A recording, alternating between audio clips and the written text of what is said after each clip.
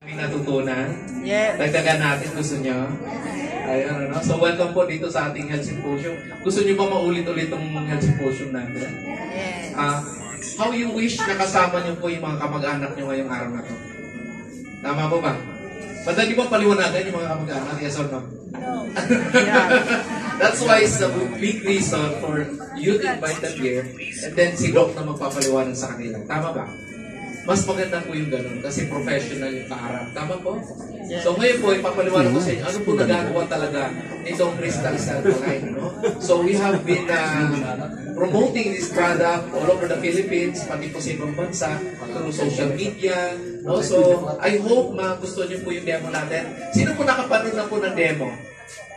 Isa, dalawa, tatlo, apat, lima. Yung iba hindi pa. Sino hindi pa nakakapanood ng demo na to? Ayun, no? So welcome po. At very